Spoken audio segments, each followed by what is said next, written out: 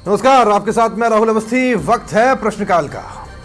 बीते कुछ महीनों में एसीबी ने अपने ही 2 अधिकारियों के खिलाफ कार्रवाई करके एक बड़ा संदेश दिया। बड़ा क्या, कड़ा संदेश कहिए। इसी बीच चर्चा है कि हाड़ौती के एक पुलिस कप्तान खुद जिले की अंदर व्यवस्था में लगे हुए दलाली किया करते थे और प्रोटेक्शन मनी के तौर पर रिश्वत आगे पहुंचाते थे। जब पुलिस कप्तान खुद इसमें लिप्त होगा तो सोचो जिले में क्या हालात बन रहे होंगे। सुनने में तो यह भी आ रहा है कि कार्रवाई के बाद व्हाट्सएप चैट मिली है जिसमें कुछ और भी बड़े खुलासे हो सकते हैं। एसीबी की गिरफ्त में आए आरोपी एडिशनल एसपी जगराम मीणा को ट्रांसफर मैन भी कहा जाता है।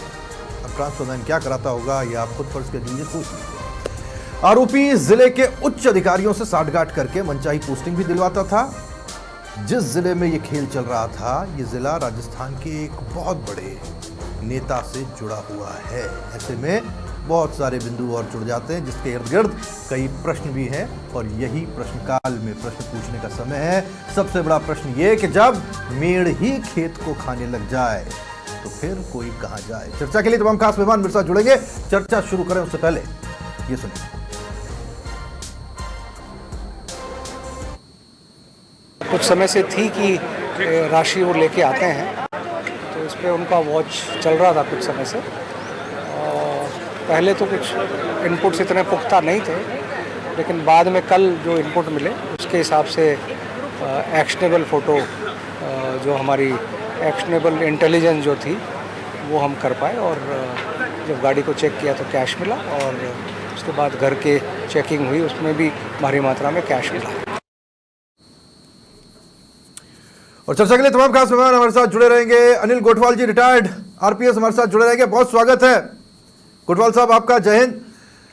मेरे साथ राजेंद्र त्यागी साहब, रिटायर्ड आरपीएस, जुड़े रहेंगे। त्यागी सर, बहुत स्वागत है आपका, जय हिंद। मेरे वरिष्ठ सहयोगी मनीष शर्मा जी, राजस्थान का जाना माना नाम, हमारे साथ रहेंगे। मनीष जी, बहुत स्वागत है आपका।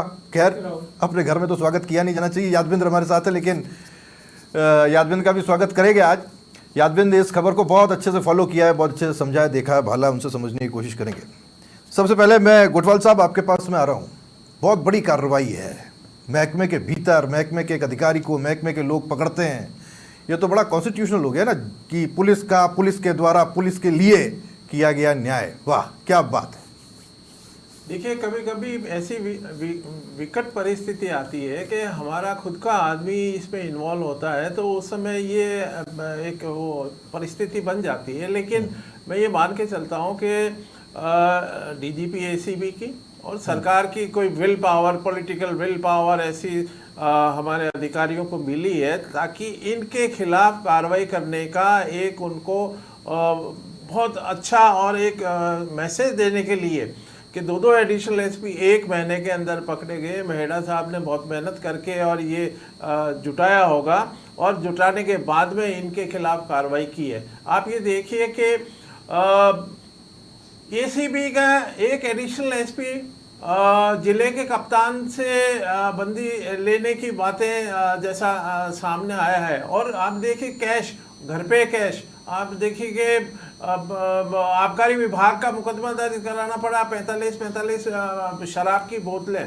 तो किस लेविश कंडीशन में वो एडिशनल एसपी एक चौकी का इंचार्ज बना बैठा है और दूसरे विभागों से बंदी और मंथली इसको करने की कोशिश की। जैसा कि समाचारों से मिला कि 2 बार पहले भी इसकी कोशिश की, फिर इसका ट्रांसफर किया तो वो पैसा जो था उस माद में से खींच के निकाल के लाए इसको। ये देखिए कि एसीबी के अधिकारियों ने बहुत अच्छी कार्रवाई और एक ये संदेश दिया है कि चाहे वो हमारा आदमी हो, विभाग का आदमी हो, लेकिन जो ये कार्रवाई होनी चाहिए वो एक तो एक कड़ा संदेश है। और मैं ये मान के चलता हूँ कि कहीं ना कहीं सरकार की पॉलिटिकल विल भी है कि ऐसे भ्रष्ट अधिकारियों के खिलाफ कार्रवाई होनी चाहिए। तो ये करके दिखाई है एसीबी ने और एक संदेश दिया है कि ये आप कहते हैं एसीबी बधाई की पात्र है कि उसने इतनी बड़ी कार्रवाई को अंजाम दिया। इसके बहुत सारे पहलू भी हैं, मैं उस पर जाऊंगा, लेकिन उससे पहले एक बार मैं त्यागी सर आपके पास में आ रहा हूँ इस सवाल के साथ। देखिए, पुलिस महकमे में एक बहुत पुरानी कहावत है, यूपी में बड़ी प्रचलित है, मैंने कई बार सुनी वहां पर, कि ऊपर भगवान नीचे कप्तान। अब जब भगवान ऊपर नीचे कप्तान, उसी कप्तान का अगर कोई टेटुआ दबा दे तो सोचिए उसकी ताकत क्या होगी। नहीं, और वो उसी भ्रष्टाचार को घुमा फिरा करके एक टूल की तरह यूज करते हैं कि साहब आपके भ्रष्टाचार को मैं उजागर कर दूंगा और नहीं करने की शर्त पर मुझे पैसे दीजिए। नहीं त्यागी साहब? बिल्कुल सही फरमा रहे हैं आप। यदि पुलिस का कप्तान, जिस घर का मुखिया यदि उसमें लिप्त है तो नीचे वाले तो अपने आप ही सरेंडर हो जाते हैं और फिर उनको खुली छूट मिल जाती है। मेरा मानना है कि जब ऊपर वाले का सर पे हाथ होता है तो नीचे वाले बिल्कुल न तो किसी से डरते हैं, वो हर अपने मनमर्जी करते हैं, भ्रष्टाचार पूरा करते हैं। यदि ऊपर जो आपके अधिकारी हैं वो सख्त हैं, ईमानदार हैं, तो मेरा मानना है कि नीचे वाले की हिम्मत नहीं पड़ सकती कि वो इस तरीके कार्य करें या जनता को परेशान करें या भ्रष्टाचार करें। इसमें सबसे बड़ा ऊपर वाले आप जो कह रहे हैं कप्तान, यदि कप्तान का और मुखिया का ईमानदार है और आपका सही काम करने के लिए दृढ़ है और वो अपनी पूरी टीम को यह संदेश देता है कि भाई गलत काम आपको नहीं करना है, भ्रष्टाचार में नहीं रहना है, तो मेरा नहीं मानना कि कोई भी पुलिस अधिकारी या कोई भी अधिकारी इस कार्य को कर सकता है। ठीक है, मैं मनीष जी आपके पास में सवाल के साथ, आपने बहुत ऐसे कारनामे होते हुए देखे हैं कि जब भ्रष्टाचार को लेकर के हम बात करते हैं और कई वर्षों से चर्चा भी करते आए हैं। ये तो एक part and parcel of the system हो गया है जिसे लेकर के अब हम भी मान चुके हैं कि साहब न पुलिस से दोस्ती भली न दुश्मनी भली, अब अलग अलग तरह के जुमले समाज में प्रचलित भी हैं। लेकिन सवाल ये है साहब सबसे बड़ा कि इस तरह की कार्रवाई करने को और इस स्तर के अधिकारी को पकड़ने को लेकर एक फ्री हैंड बहुत ज़रूरी होता है जो सरकार की तरफ से दिया जाए उस महकमे को। ये बात तो सही कह रहे थे गोटवाल साहब कि एक फ्री हैंड है एसीबी के पास में और उस फ्री हैंड को बहुत सकारात्मक तरीके से इस्तेमाल किया गया, तब जाकर के ये पूरी कलई खुली। बिल्कुल राहुल, और इसी में मैं आपको अभी जब हम इस पूरी चर्चा में हैं तो मैं आपको एक अपडेट भी देना चाहूंगा और साथ ही हमारे दर्शकों को भी कि मुख्यमंत्री की मंशा क्या है इसको समझना होगा। कल एक अधिकारी ट्रैप होता है या उसको औचक निरीक्षण में पकड़ा जाता है। कुछ देर पहले मुख्यमंत्री भजनलाल शर्मा ने एक बैठक की है जिसमें आप यकीन मानिए राहुल, शायद राजस्थान में इस तरीके के प्रकरणों में ऐसी कार्रवाई पहले कभी देखने को नहीं मिली।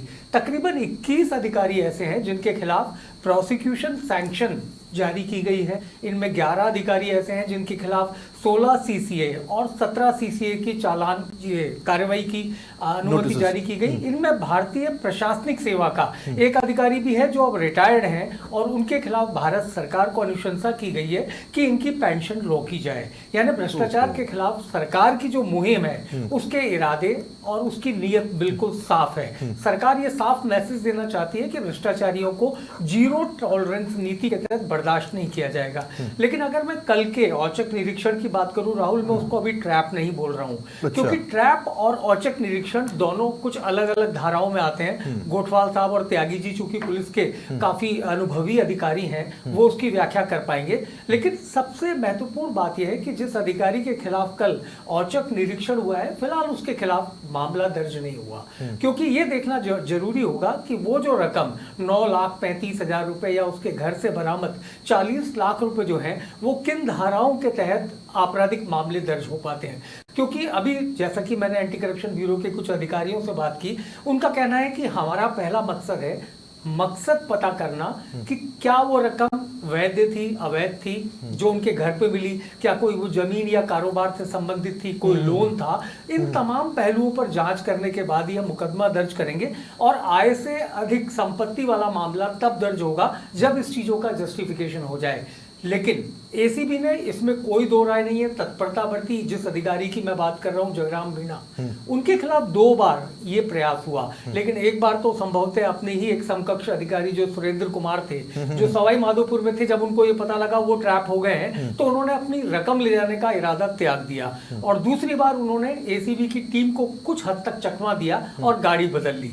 लेकिन जो अधिकारी है भ्रष्ट है, उसके खिलाफ शिकंजा पूरा कसा हुआ था और उसी का नतीजा है कि कल का ये औचक निरीक्षण हमारे सामने आया। सरकार की मंशा, जैसा गोठवाल साहब ने कहा, त्यागी जी ने कहा, अगर मुखिया स्पष्ट निर्देश दे और जहां तक रवि कुमार मेहरा महज 1 दिन बचा है, उनकी सेवानिवृत्ति है, 30 जून को वो सेवानिवृत्त हो जाएंगे।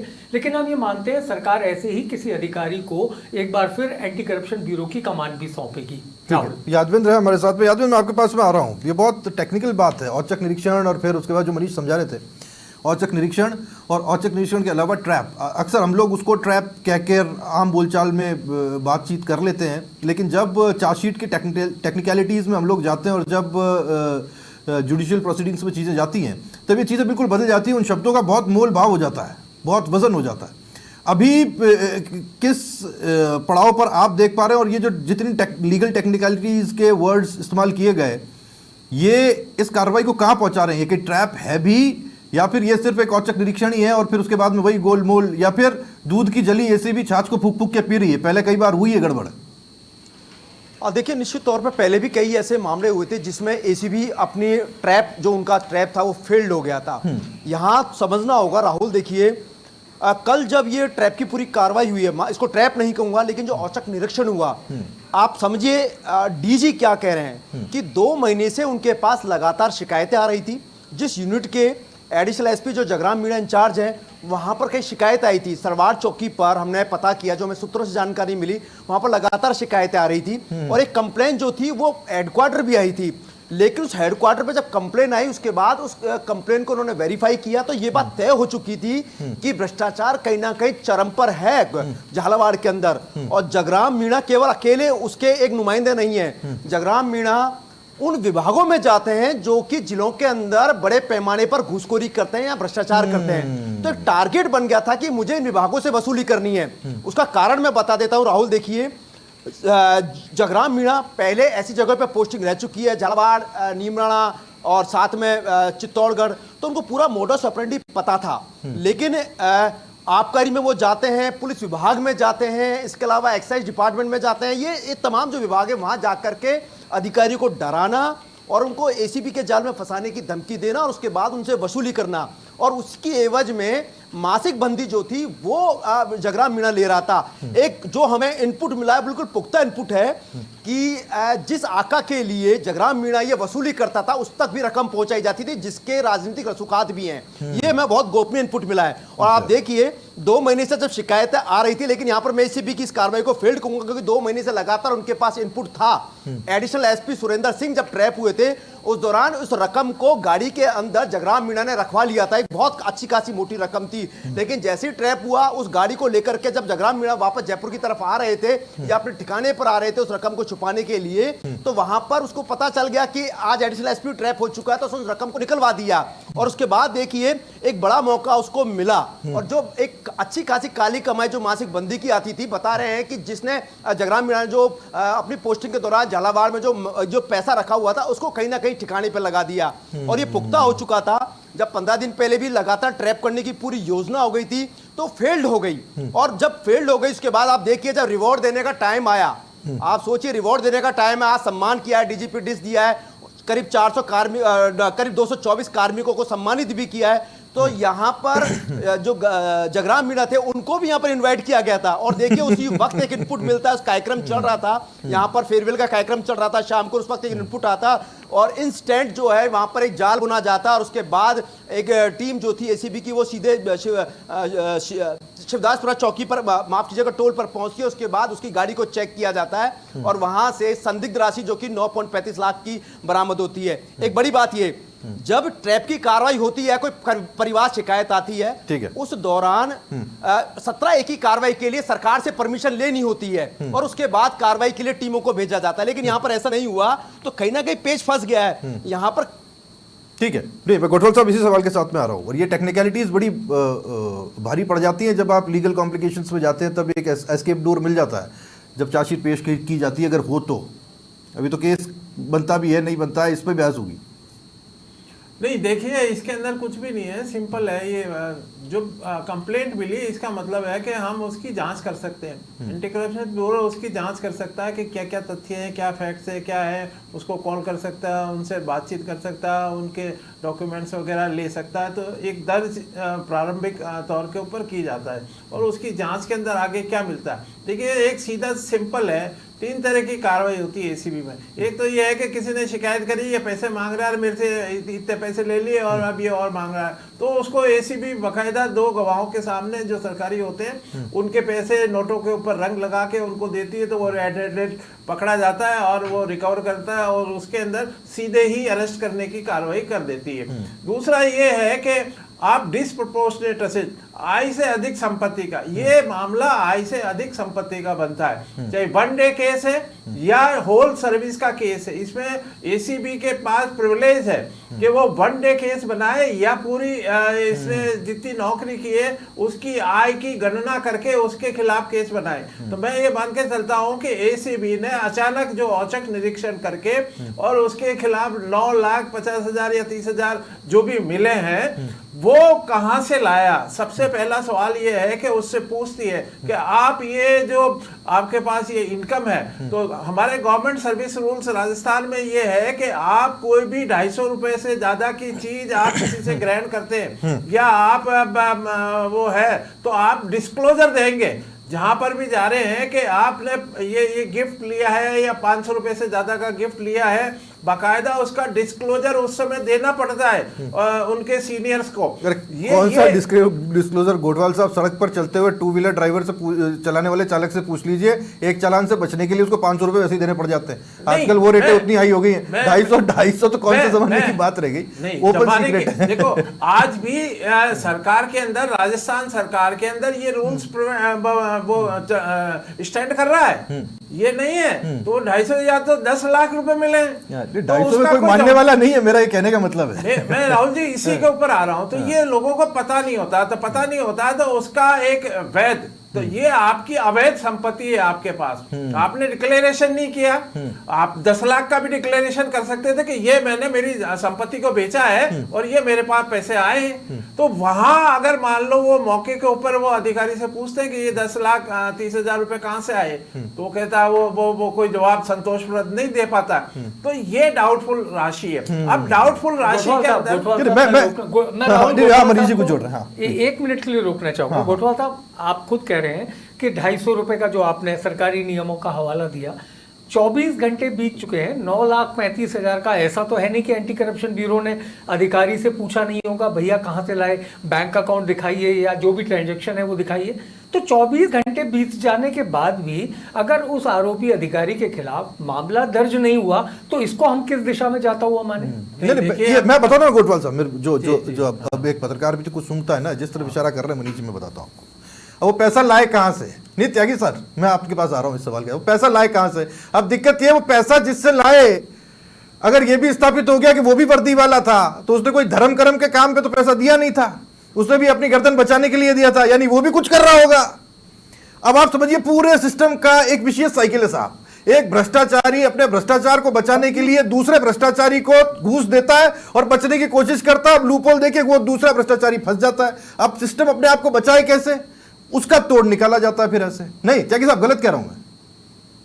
नहीं राहुल जी, अभी इसमें प्राथमिक जांच होगी। प्राथमिक जांच जो हो रही है उसके अंदर अब जगराम जी जो पकड़े गए हैं वो उनके ऊपर आरोप है कि ये पैसा, जैसे गोटवाल साहब बता रहे हैं कि भाई ये पैसा कहां से आया, यदि उसके पास कोई संतोषजनक जवाब नहीं है, अब यदि टाइम लगेगा तो कहीं ना कहीं मैनिपुलेट हो जाएगा। ये कहीं ना कहीं वो उसका वो ले लेगा कि साहब मैं ये पैसा वहां से लाया, यहाँ से लाया, घर का पैसा मेरा उसका था, या मैंने किसी से उधार लिया, या मैंने कोई संपत्ति बेची, इस तरीके के वो कोई ना कोई उसको मौका मिल जाएगा। जो अभी मनीष जी कह रहे हैं सही बात है, 24 घंटे में तो इसकी जांच हो जानी चाहिए, क्योंकि अदरवाइज उनको पूरा टाइम मिलेगा आरोपी को और वो कहीं ना कहीं मैनिपुलेट कर लेगा। तो मेरा ये मानना है कि इसकी जांच शीघ्र करके इसका शीघ्र मैं त्यागी साहब आपकी बात को बहुत गंभीरता से ले रहा हूं सर, और मैं मनीष जी आपके पास इस सवाल के साथ में आ रहा हूं। ये मौका मिल रहा है टेक्निकल पेचीदगियों के कारण, या फिर ये मौका दिया जा रहा है ताकि लाभ मिल जाए? हाँ यादवेंद्र भी कुछ जोड़ना चाह रहे हैं, आता हूं यादवेंद्र, मनीष जी से पहले दोनों ही पक्ष हो सकते हैं साहब। मेरा तो मानना है कि उसको मौका मिल रहा है। हाँ मनीष बिल्कुल त्यागी जी, दूसरी बात यह है कि अगर आप सिर्फ 9,35,000 तक सीमित हैं तो भी बात समझ में आती है, लेकिन जब उनके घर की सर्च हुई तो वहां पर भी 40 लाख रुपए मिले, हीरो का एक सेट मिला, तो इन तमाम चीजों को जस्टिफाई तो करना ही पड़ेगा ना कहीं जांच अधिकारियों को भी। जी त्यागी जी, यादवेंद्र को जोड़ रहे थे। मैं आपको ये बता रहा हूँ मनीष जी, आप यदि वहाँ रिकॉर्ड देखें तो आय से अधिक संपत्ति, मैं भी एसीबी में रहा हूँ, पीड़ित भी हूँ, एसीबी में आय से अधिक संपत्ति के अंदर चालानी प्रतिशत बहुत कम है, क्योंकि ये सब चीज मैनिपुलेट हो जाती है कि साहब यहाँ से आया, यहाँ आया, यहाँ आया। इतना टाइम उसको देते हैं कि आप उसको क्वेश्चनिंग करेंगे कि बताइए आप कितना ये पैसा कहाँ से लाए, वो कहीं ना कहीं उसका जवाब लाएगा। 20 आदमी खड़े कर देगा कि साहब मैंने इससे उधार लिया, मैंने इससे लिया। तो ये एक बहुत इजी नहीं है इसमें आय से अधिक संपत्ति के अंदर चालान पेश करना। ठीक है, यादवेंद्र को जोड़, यादवेंद्र ये मौका मिल रहा है क्या या फिर दिया जा रहा है? बिल्कुल, देखिए निश्चित तौर पे मौका कहीं ना कहीं दिया जा रहा है। मैं एक कार्रवाई की बात करता हूं। एक आईआरएस अधिकारी को जब बीएल सोनी डीजी हुआ करते थे और दिनेश एमएनए डीजी हुआ करते थे, उस दौरान एक आईआरएस को जो है इसी तरीके से औचक निरीक्षण के दौरान उससे काफी कैश बरामद हुआ था और उसके बाद उसे रकम बरामद की थी। और उस दौरान जो है यही एसीबी के अधिकारी थे जिन्होंने कुछ टेक्निकल एविडेंस का हवाला देते हुए या टेक्निकल चीजों को दाव पेचों के बीच में उस आईआरएस अधिकारी को गिरफ्तार किया था। यहां पर अगर एसीबी चाहती तो गिरफ्तार कर सकती थी। और आय से अधिक संपत्ति का तो देखिए मुकदमा निश्चित तौर पर बनना चाहिए। 50 लाख रुपए की नकदी मिली है, कोई छोटी मोटी नकदी नहीं है कि 2 लाख 3 लाख 5 लाख रुपए की नकदी और उसका तुरंत हाथों हाथ बता दिया कि ये नकदी हमारे यहां पर पड़ोसी से ली है या मैं किसी से उधार लाया हूं या कर्जा लेकर के लाया हूं। यहां पर जरूरी बात यह है कि 50 लाख रुपए की इंस्टेंट वहां पर जो रेड हुई और उस दौरान ये बरामद हुआ। हालांकि प्रॉपर्टी के कुछ डॉक्यूमेंट्स और करीब 80 से ज्यादा की महंगी शराब की विदेशी बोतलें जो है वो वहां से बरामद हुई है। हालांकि जांच अभी खत्म नहीं हुई है। एसीबी के जो डीजी है रवि प्रकाश मीणा जी वो बता रहे थे कि जांच आगे बढ़ेगी तो हो सकता है कि आय से अधिक संपत्ति का मुकदमा दर्ज हो जाए, लेकिन देरी क्यों, सबसे बड़ी बात है। एक मौका दिया जा रहा है और देखिए ये कहीं से ये कोई बात छुपी नहीं है किसी से, बिल्कुल जग जाहिर है। इतनी अभियोजन स्वीकृतियां जो है विभागों को भेजी गई है। कई आईएएस अधिकारी हैं, कई आईपीएस अधिकारी हैं, कई आरपीएस अधिकारी हैं, कई पटवारी तहसीलदार, उन सबकी अभियोजन स्वीकृतियां विभागों में भेजी गई हैं और उसका रिजल्ट क्या है? ठीक है, गोठवाल साहब को जोड़ रहे हैं। गोठवाल साहब एक चीज बड़ी है, नहीं अब सरकार अपनी तरफ से जीरो टॉलरेंस कितना भी जाहिर कर दे, जब डिपार्टमेंट खुद चाहेगा अपने आप को क्लीन करना तो डिपार्टमेंट अपने आप को क्लीन कर सकता है क्योंकि उसके पास में वो सारे टूल्स मौजूद हैं नेसेसरी। दिक्कत ये है कि उनको भी डर लगता है कि साहब कहीं ये पूरी की पूरी कहानी जग जाहिर हो गई और पूरा ही डिपार्टमेंट ये पता चला कि हमाम में नंगा है तो फिर क्या, कहाँ जाएंगे, फिर किससे कहेंगे? नहीं, ये भी एक डर है डिपार्टमेंट के भीतर, with all due respect to the police department. इसके अंदर ये एक रूटीन कार्रवाई है हमारी और इसमें एक ये केस नहीं है, इससे पहले भी जितने केसेज हुए हैं उन सब में डीए के केसेज में, आय से अधिक संपत्ति के केसेज में अगर घर की सर्च लेनी है तो आपको पहले मजिस्ट्रेट के यहाँ से वो वारंट जारी कराने पड़ते हैं। तो एक तो ये होता है कि हम पहले ही केस दर्ज कर लें, चूंकि इसके अंदर संभावना थी कि वो पैसे लेके आ रहा है तो इसमें हमारे को वारंट लेने की आवश्यकता नहीं रही क्योंकि वो सरकारी कर्मचारी है और ये गवर्नमेंट सर्विस रूल्स के अंदर प्रावधान है कि भाई आपको ये डिक्लेरेशन देना पड़ेगा। तो एसीबी के पास में प्रिविलेज है, प्रिविलेज ये है कि उसको डिसप्रोपोर्शनेट असेट्स के अंदर एक यही इसी सेक्शन के अंदर बर्डन ऑफ प्रूफ एक्यूज्ड के ऊपर है, बाकी का प्रोसिक्यूशन के ऊपर रहता है। आप रंगे हाथ आप किसी को गिरफ्तारी कर रहे हैं तो उसको हमारे को प्रूव करना पड़ता है, लेकिन इसके अंदर बर्डन ऑफ प्रूफ एक्यूज्ड के ऊपर है कि आप ये प्रूव करो कि ये मेरा पैसा है। तो वो पैसा है तो कहां से आया? तो ये तो बात सही है कि ये एक तरह से हमारे एस्टेब्लिश हो गया कि ये पैसा इससे रिलेटेड है और अब ये जवाब देगा। तो इसमें कोई ये नहीं है कि केस रजिस्टर करने में कोई दिक्कत आ रही है या कोई एसीबी के पास प्रिविलेज है कि वो 1 डे का केस दर्ज करे या पूरी सर्विस का केस रजिस्टर। राहुल, मैं एक गोठवाल साहब और त्यागी जी दोनों से पूछना चाहूंगा, जब भी अदालतों में इस तरीके के मामले होते हैं कहा जाता है कि साहब जमानत मत दीजिए, सबूतों को कहीं ना कहीं छेड़छाड़ हो सकती है। जहां तक जगराम मीणा का मामला है उनको तो न तो हिरासत में लिया गया न ही उनको गिरफ्तार किया गया। तो एक ऐसा व्यक्ति जिसके मामले में लाखों रुपया नगद मिलता है, तो ऐसे में संभावना नहीं है कि वो सबूतों के साथ या अपने लिए कुछ गवाह ऐसे खड़े कर ले और उसको एक इन गलियों का फायदा मिल जाए? आपको नहीं लगता गोठवाल? देखिए, मैं आपको निवेदन करूं कि हमारे इस केस को, पीसी एक्ट को इतना मजबूत और बनाया, उसके बाद में चेंज हुआ ना 18 के अंदर कि कोई भी ईमानदार अधिकारी ऐसा नहीं हो कि उसके साथ गलती कार्रवाई हो। तो अभी जो पहले मिसयूज ऑफ ऑफिस हुआ करता था उसमें अब परमिशन लेने की आवश्यकता हुई कि विभागाध्यक्ष से परमिशन ले, तो ये हमारे ईमानदार ऑफिसर्स को प्रोटेक्ट भी करता है, नंबर 1। नंबर 2, डिसप्रोपोर्शनेट असेट्स में आय से अधिक संपत्ति में बर्डन ऑफ प्रूफ अक्यूज्ड के ऊपर है। तो हमारे पास तो सबूत आ गए, जब वो खुला घूमेगा ना, हमारे पास सबूत आ गए, अब उसका जवाब उसके पास नहीं होगा। अरे क्यों नहीं होगा? क्यों जवाब बना लिए जाएंगे, हजारों सीए हैं जिनसे कि उनकी चर्चा और बातचीत हो सकती है कि पैसे किसके थे किसके नहीं थे। ये कहानी गढ़ी जानी बहुत ज्यादा मुश्किल नहीं है, लेकिन जब भी केस बने तो बहुत स्ट्रांग बने। नहीं बन गया। मैं आपको राहुल जी यही कहना चाह रहा हूँ कि ये बन गया 10,30,000 का, वो जवाब ही नहीं दे सकता कि वो कहां से आया एट ए टाइम। ये केस बन गया डिस्प्रोपोर्शनेट, ये प्रूव्ड केस है और मैं ये कह रहा हूँ इसमें 100% इसको सजा होगी। ठीक है, आप इस तरह का ये केस बना है। ठीक है त्यागी साहब, आप भी इससे एग्री करते हैं क्या? ये 100% सजा हो जाएगी, प्रोसिक्यूशन होगा, पक्का होगा? वो तो उससे तो मेरे मानना है कि भाई अभी इस जांच में और एफआईआर में जो देरी लग रही है और यदि वो गिरफ्तार नहीं हुआ है तो उसको समय तो मिल ही रहा है मैनिपुलेट करने का। आप बिल्कुल सही है कि उसको ये समय तो मिल रहा है कि अपने गवाह अपने वो सबूत तैयार तो कर ही सकता है कि भाई मैं लाके पेश करूंगा। एकदम तो उसने उसको कोई जवाब नहीं दिया। यदि वो उसी टाइम अपना कोई जवाब देता कि मैं बैंक से निकाल के ला रहा हूँ या मैं किसी से उधार लेके आ रहा हूँ तो उसका हो जाता। अब ये बिल्कुल अवैध संपत्ति मानी गई है तभी उसको जब्त किया है और ये बात रही कि उसको गिरफ्तार नहीं किया, उसके बारे में तो अभी जांच करने के बाद ही शायद कोई निर्णय लिया जाएगा। ठीक है राहुल जी, यही एक इसका पेज है, डिसप्रोपोर्शनेट असेट्स में बर्डन ऑफ प्रूफ अक्यूज्ड के ऊपर है। तो ये केस रजिस्टर हो गया एक तरह से, आप मान के चलिए जिस समय उसकी ये फर्द मीमो चेकिंग मीमो बनाई वो केस रजिस्टर, वो फुल प्रूफ केस है और उसका वो जवाब उसने वहां मौके पे नहीं दिया। अब वो कुछ भी मैनिपुलेशन, और ये एक्ट में प्रोविजन है, एसीबी कोई अपने मन से नहीं कर रही है, ये एक्ट में प्रोविजन है कि उसको पूरे सुना जाएगा और उसके खिलाफ कार्रवाई की जाएगी। और इसमें क्योंकि सरकारी कर्मचारी है तो इसमें प्रोसिक्यूशन सैंक्शन सरकार से लेनी पड़ेगी। हो तो अच्छा है, हो तो बहुत अच्छा है और ये बहुत अच्छा प्रदेश की जनता को लगेगा अगर प्रोसिक्यूशन होता है तो। लेकिन कई ऐसे लूप होल्स हैं जो मन में सवाल पैदा करते हैं, क्योंकि हमने पहले भी कई ऐसी कार्रवाइयां देखी हैं जहां कई छेद रह गए और उन छेदों के अंदर से क्या कुछ निकल गया किसी को पता नहीं। बहुत शुक्रिया गोठवाल साहब आपका हमारे साथ जुड़ने के लिए, त्यागी साहब आपका शुक्रिया, मनीष सर आपका शुक्रिया, यादविंद आपका बहुत धन्यवाद हमारे साथ जुड़ने के लिए। एक बहुत पुराना गाना है, चिंगारी कोई भड़के तो सावन उसे बुझाए। बरसात का मौसम में गाना याद आ गया। और सावन जो आग लगाए तो उसे कौन बुझाए? पुलिस डिपार्टमेंट तय करे इस चिंगारी को जो सावन और भड़का रहा है भ्रष्टाचार का, उसे कैसे बुझाना है। बहुत शुक्रिया आप सभी का हमारे साथ जुड़ने के लिए। था आज भर का प्रश्नकाल।